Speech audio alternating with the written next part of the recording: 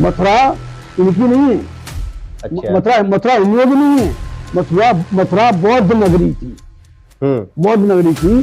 और इनके जो जितने जो इन्होंने मंदिर बनाए, सारे बौद्ध विहार तोड़ के इन्होंने मंदिर बनाए। ये तो आरएसएस समझ रहा है कि मोदी के पाप का घड़ा भर चुका है।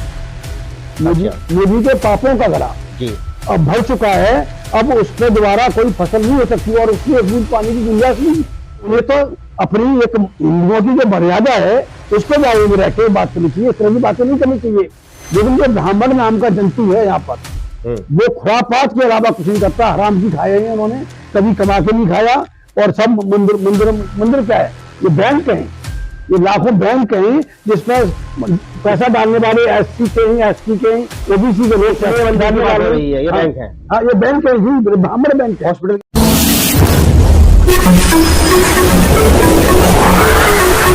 मैं एम नफीस रशीद, आप देख रहे हैं भारत न्यूज़ 24/7। वीडियो के आखिर तक बने रहे हैं और जरा जान लें कि किस तरह से आजकल पूरे देश भारतवर्ष के अंदर मुद्दे हवा हवाई हो रहे हैं और उन हर मुद्दों पर मेरी अक्सर नजर रहती है जो जरूरत से ज्यादा जुड़े हैं उस जनमानस से, जिसे कहा जाता है कि मूल निवासी समाज ये है। अक्सर आप देख रहे होंगे कि राम मंदिर, बाबरी मस्जिद, अयोध्या, ज्ञान वापी और अब एक नया सुनने में आ रहा है अजमेर की दरगाह पवित्र मंदिर है। और इसी तरह अब से पहले भी सुनने को आता रहता है कि लाल किला मंदिर, जामा मस्जिद दिल्ली की मंदिर। मैं तो कहता हूं कि मन मंदिर हो गया है। जैसे मन की बात आप सुन सुन के सब जिसके जो दिल में आता है वो अपना मन की बात कहनी शुरू कर देता है और आदत सी बन गई है कि अब हर जगह मन मंदिर हो रहा है। आनंद विहार का बस अड्डा मंदिर, रेलवे स्टेशन मंदिर, सड़कें मंदिर, जरूरत कहाँ है फिर हॉस्पिटल और स्कूलों की? बहुत सी बातों पर हम गौर करते हैं, मुद्दा कब कितनी देर में बदल जाता है कुछ मालूम ही नहीं हो पाता है। भागम भाग ऐसी हो रही है कि आदमी समझ नहीं पा रहा है कि किस पर टिके किस पर नहीं टिके, कहाँ किस मुद्दे को लेकर आगे बढ़े, राजनीतिक स्तर पर बात करें, बेरोजगारी की बात करें या महंगाई की बात करें, स्वास्थ्य की बात करें या शिक्षा की बात करें। हवा हवाई हर मुद्दा कुछ ही मिनटों में हो जाता है। कभी बिहार की राजनीति सर उठा लेती है तो राम मंदिर का मुद्दा गायब हो जाता है। लगे थे मीडिया वाले बहुत सारे प्रोपेगेंडे के अंदर कि किस तरह से राम मंदिर प्राण प्रतिष्ठान को यानी कि फोकस किया जाए, फेमस किया जाए, पर अचानक ही नीतीश कुमार ने पासा पलट दिया और टीवी पे से खबरें सारी गायब हो गई राम मंदिर अयोध्या की और नीतीश हो गया। इसी तरह के सारे मुद्दे गायब हो रहे हैं। जिस पर बात करना चाहो वो मुद्दा कुछ देर में गायब हो जाता है। ये हो गया है मन मंदिर वाली बात। जिसके दिल में आती है वो कहना शुरू कर देता है और हवा ऐसी बनती है कंटेंट की कि लोग समझ ही नहीं पाते हैं कि अब किस पर टिके।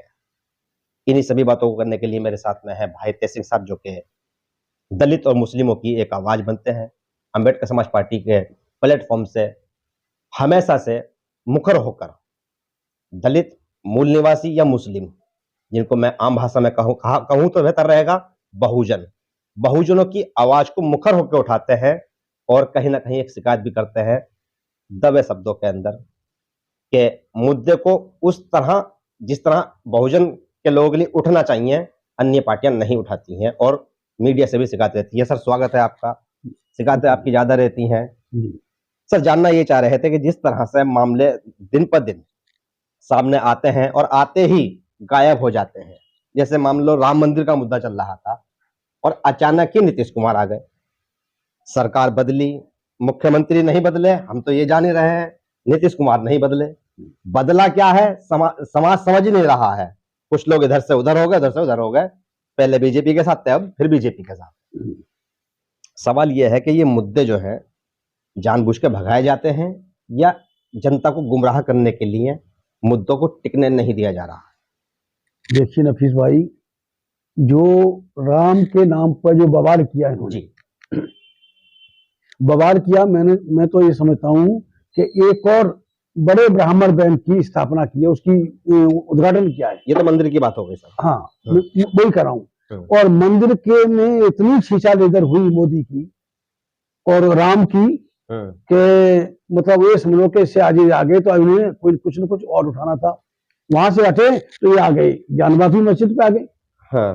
ज्ञानवापी मस्जिद है, बाकी स्ट्रक्चर देखें, कुछ भी देखें, मैंने खुद भी आगे देखा है, कहीं मंदिर नहीं है। इनकी बकवास है। ये सुन्न पीरियड में ये उससे सुन्न पीरियड हुआ है कि इसमें इसमें इतिहास में जी। तो जो पुष्यमित्र शुंग का जो शासन था उसके बाद में शुंग वंश चला है, उसमें ये हिंदुओं ने क्या किया, उससे पहले पूरा बौद्ध देश था। मथुरा इनकी नहीं है। अच्छा। मथुरा हिंदुओं की नहीं है, मथुरा बौद्ध नगरी थी। बौद्ध नगरी थी। और इनके जो जितने जो इन्होंने मंदिर बनाए, सारे बौद्ध विहार तोड़ के इन्होंने मंदिर बनाए। और रही बात इशू की कि ये जब वो बाबरी मस्जिद का फैसला आया सुप्रीम कोर्ट का, तो उसने कहा कि ये आखिरी फैसला होगा, उसके बाद में पूरे देश में यथास्थिति मंदिर रहेगा, मस्जिद रहेगी, बौद्ध विहार रहेगा, उस पर छेड़छाड़ नहीं होगी। लेकिन इनकी बदमाशी देखिए, लोअर कोर्ट ने, ये जो डिस्ट्रिक्ट कोर्ट ने मथुरा के ने कैसे उस पर एक्सेप्ट कर ली, जबकि सुप्रीम कोर्ट का वर्डिक्ट है कि भाई आप इसके बाद में, उस जजमेंट के बाद में फिर ये कोई पूरे देश में मंदिर की, मस्जिद की, बौद्ध विहारों की, जो भी धर्म स्थल है, चर्चों की यथा स्थिति कायम रहेगी, उस पर कोई छेड़छाड़ नहीं होगी। सवाल ये बनता है कि जो मुद्दे हैं, हम बात मुद्दे की कर रहे हैं, राम मंदिर मुद्दे को खत्म करने के लिए कभी ज्ञानवापी आ जाता है, ज्ञानवापी को हावी करने के लिए अजमेर आ जाता है, अजमेर को खत्म करने के लिए नीतीश कुमार आ जाता है। मतलब मुद्दों को रुकने नहीं दिया जा रहा है, जिससे कि समाज समझ सके कि उसको किस स्तर पर अपने वोट को तब्दील करना है और किस पार्टी से क्या लेना है। देखिए नफीस भाई, ये तो आरएसएस समझ रहा है कि मोदी के पाप का घड़ा भर चुका है। मोदी के पापों का घड़ा जी अब भर चुका है, अब उस पर दोबारा कोई फसल नहीं हो सकती और उसमें एक बूंद पानी की गुंजाइश नहीं है। तो ये निश्चित तौर से जो हिंदू, मुस्लिम, बाबरी मस्जिद, अजमेर शरीफ, इनकी औकात है, हाथ लगा के देखे ना अजमेर शरीफ को, है इनको औकात पता चल जाएगी, पूरी दुनिया यहाँ के इनमें जूते मारेगी। ये हम एक स्क्रीनशॉट दिखा रहे हैं आपको, ये 2 दिन से लगातार वायरल हो रहा है। कोई हिंदू धर्म का कोई संगठन का नेता है, कथित तौर पर पहली बार नाम सुना है मैंने, और उसने राजस्थान के मुख्यमंत्री को चिट्ठी लिखी बाकायदा, आप इसमें साफ पढ़ सकते हैं। और ये न्यूज़ 24 की वेब पोर्टल की एक स्क्रीनशॉट मैं आपको दिखा रहा हूं, जिसमें साफ लिखा है कि अजमेर की दरगाह हजरत ख्वाजा मोइनुद्दीन चिश्ती की दरगाह जो है वो एक शुद्ध यानी कि पवित्र मंदिर है और इसकी जांच होनी चाहिए। देखिए, ये है प्रोपेगेंडा, किस तरह से ध्यान को भटकाना और लोगों का ध्यान भटका देना और मुद्दे की बात को खत्म कर देना है। आप लगातार देख रहे हैं कि किस तरह से बवाल पैदा करने के लिए ऐसे कथित हिंदू, या कहा जाए कि धर्म के नाम के ठेकेदार बनकर कूदे फिर रहे हैं। हम तो यही समझते हैं कि जिम्मेदार जो होते हैं वो 4 शंकराचार्य होते होंगे हिंदू धर्म के, पर यहाँ तो जिसे देखो लंगोटी थाम के और लंगोटी बांध के हिंदू धर्म का नाम लेकर कूद के चलाता है और अपने मन का मंदिर घोषित कर देता। सर, जिस तरह से ये कहा जा रहा है कि अजमेर की दरगाह जो है पवित्र मंदिर है, वहां पर जो पीरजादे होते हैं या ख्वाजा मोइनुद्दीन चिश्ती के मानने वाले लोग होते हैं, उनका कोई एक्शन या रिएक्शन नहीं हो रहा। देखिए, ये जो हिंदूवादी परंपरा है, हिंदूवादी परंपरा में बेटी के ससुराल वालों को बड़ी इज्जत बख्शी जाती है हमारे यहाँ हिंदू। अच्छा। हाँ, बेटी हो, बहन हो, उसके जो ससुराल वाले होते हैं और बड़े, और उसके बाद में अगर उनके वो क्या वो होते हैं, भांजे होते हैं या देवते हमारे यहाँ बोला जाता है, नवासे बोला जाता है आपके यहाँ, तो वो उनको तो और भी बड़ी इज्जत है। जिस तरह से इन्होंने ब्राह्मणों ने और सोकाल क्षत्रियों ने अपनी बहन बेटियां राजपूत उनको मुगलों को दी, उससे तो जाहिर है कि उन्हीं की औलाद है सारे, जो अब जो मुसलमान हैं यहाँ पे सारे उन्हीं मुगलों की तो औलाद है, जो यानी कि जो मुसलमान हैं वो क्षत्रियों की, ब्राह्मणों के भांजी भांजे हैं और भांजी भांजे हैं। तो उन्हें तो अपनी एक हिंदुओं की जो मर्यादा है उसके बारे में रह के बात करनी चाहिए, इस तरह की बातें नहीं करनी चाहिए। लेकिन जो ब्राह्मण नाम का जंतु है यहाँ पर, वो खुरापात के अलावा कुछ नहीं करता, हराम की खाया है उन्होंने, कभी कमा के नहीं खाया। और सब मंदिर क्या है, ये बैंक है, ये लाखों बैंक हैं जिसमें पैसा डालने वाले एससी के हैं, एसटी के हैं, ओबीसी के लोग डालने वाले, ये बैंक है। हाँ, ये बैंक है जी, ब्राह्मण बैंक है। हॉस्पिटल के बाद इसलिए नहीं हो रही कि पैसा नहीं आएगा। हाँ, उससे कुछ नहीं आएगा, स्कूल के बाद इसलिए पैसा नहीं आएगा। उससे ये बैंक है जिसमें एससी, एसटी, ओबीसी के लोग पैसा जमा करते हैं और निकालने वाला सिर्फ ब्राह्मण है। पर एक सवाल यह भी आता है सर कि जब एससी, एसटी, एससी की आप बात कर रहे हैं और आप बहुजन नेता हैं, दलित नेता, मुस्लिम नेता, यानी कि आप मूवमेंट चलाते रहते हैं, आप समझा क्यों नहीं पा रहे हैं अपने समाज को कि इस तरह के प्रोपेगेंडे में, इस तरह के बहकावे में ना आए? गलती किसकी होगी? देखिए, गलती मैं आपको बताऊं, जिस तरह से आप देखें कि पिछले 25-50 साल तक तो ऐसे ही चलता रहा, हम लोग अनजान थे। हैं राजनीति में कांग्रेस के इसके चक्कर में पड़े रहे, किसी के चक्कर में ऐसे पड़े रहे। तो लेकिन उसके बाद में जैसे मूवमेंट खड़ा हुआ, तो मूवमेंट में अवर्ण बनाम सवर्ण, सवर्ण हिंदू बनाम शेष भारत, 15 बनाम 85 ये बात आई, ये गांव गांव तक फैली है। और जिस तरह से अम्बेडकरवाद ब्राह्मणवाद के ऊपर हावी हो रहा है, उससे ये पूरे ब्राह्मणवादी बौखलाए हुए हैं। ब्राह्मणवादी का मतलब अकेला ब्राह्मण नहीं है, उसमें क्षत्रिय भी है, वैश्य भी है। हालांकि ये दोनों, ये जो राजपूत बोलते हैं, राजपूत भी डाली है, वैश्य भी डाली है। आपने एक बात कहूंगा जो थोड़ा अलग हटके, कि जैसे मान लो एक वैश्या है, वैश्या की अगर बेटी हुई तो बेटी को क्या कहेंगे? वैश्या ही कहेंगे। वैश्या की बेटी को वैश्या ही कहेंगे। सर जो वैश्या होगी, हाँ, जो धंधा करागी वैश्या और हुई नहीं, वैश्या की बेटी को आप क्या कहेंगे? क्या सम्मान दे देंगे आपको अपने घर में? नहीं दे सकते ना। मैं एक बात कह रहा हूँ, बात जो शाब्दिक अर्थ में रहिए। हाँ, वैश्या की बेटी को वैश्या कहेंगे, और वैश्या के बेटे को क्या कहेंगे? वैश्य कहेंगे। ये तीसरा वर्ण बना दिया उन्होंने वैश्य का। और वो भी जो बनिया है वो अपनी छाती ठोक के कहता है हम वैश्य हैं। वैश्य का मतलब वैश्या की औलाद।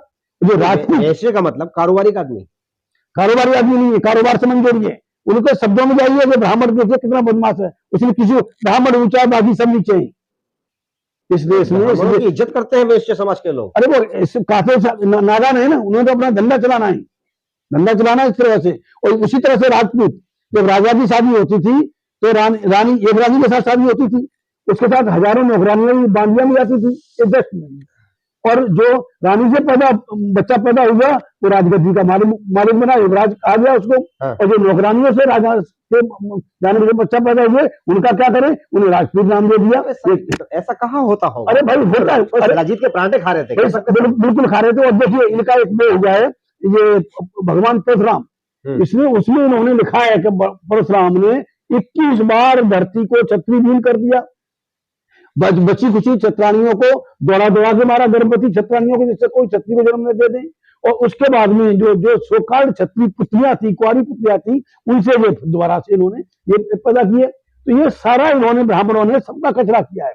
न छत्री को छोड़ा, न वैश्य को छोड़ा, और सूर्यों को तो पैरों तले कुचला, SC ST OBC को। तो ये जो सारी खुरापात, क्षत्रिय और वैश्य दोनों समुदाय आस्था रखते हैं ब्राह्मण में। आस्था तो जो थोपी हुई आस्था है वो अनजान है।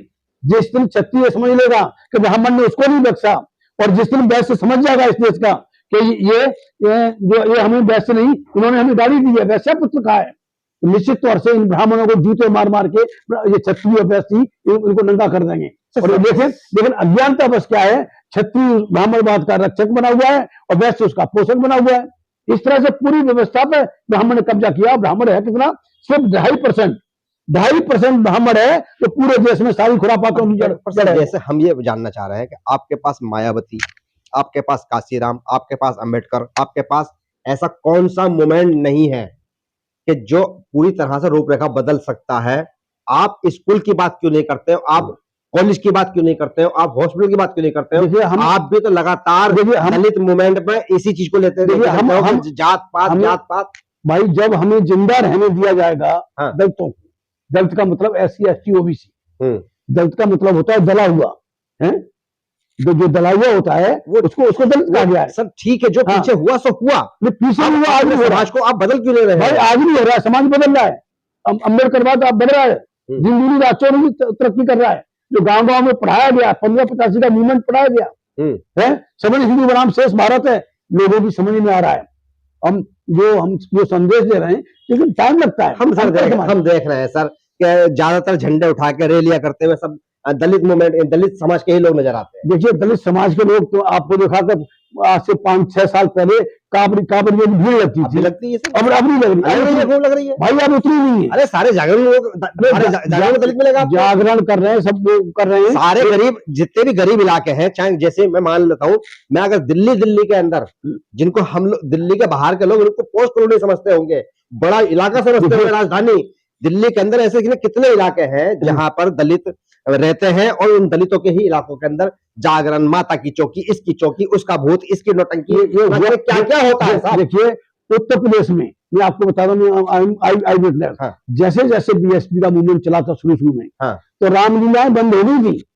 रामलीला में जो सीता बनता क्या बनता उनके अपहरण शुरू हो गए, लोगों ने इनका बाइकाट किया।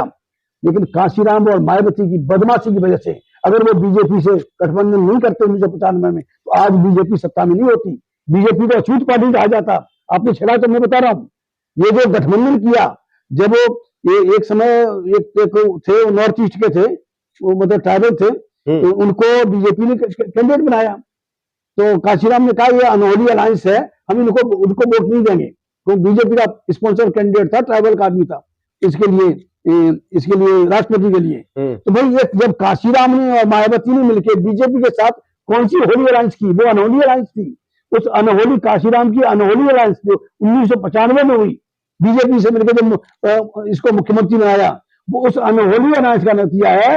आज पूरे देश में जो बीजेपी अछूत पार्टी होती थी, काशीराम ने मायावती ने उसको सचूत कर दिया। ये जिम्मेदार है, ब्राह्मणवाद का खात्मा हो गया था। यानी कि आप मायावती को काशीराम को जिम्मेदार मानते हैं? बिल्कुल, दोनों जिम्मेदार है। 3 जून 1995 को भाई मुलायम सिंह से नहीं बनी, कोई बात नहीं, अलग चलते। बीजेपी से मिलने का क्या मतलब था? और बीजेपी से मिलकर क्या हुआ कि समाज का बड़ा हुआ है?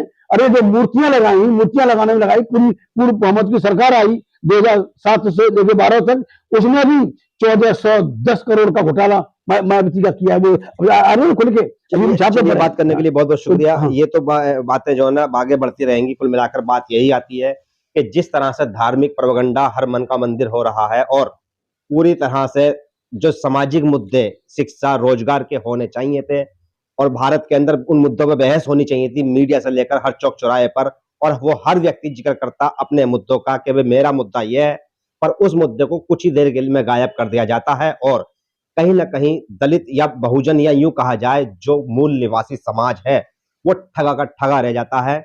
हर घंटे में मुद्दा बदल रहा है और राजनीतिक पार्टियां मुकाबला नहीं कर पा रही हैं। मैं तो साफ कह रहा हूं कि मुकाबला राजनीतिक पार्टियां नहीं कर पा रही हैं उस मूवमेंट का जो वाकई में एक तरह से प्रोपेगेंडा मूवमेंट बन चुका है। मैं एम नफीस रशीद, आप देख रहे थे भारत न्यूज़ 247।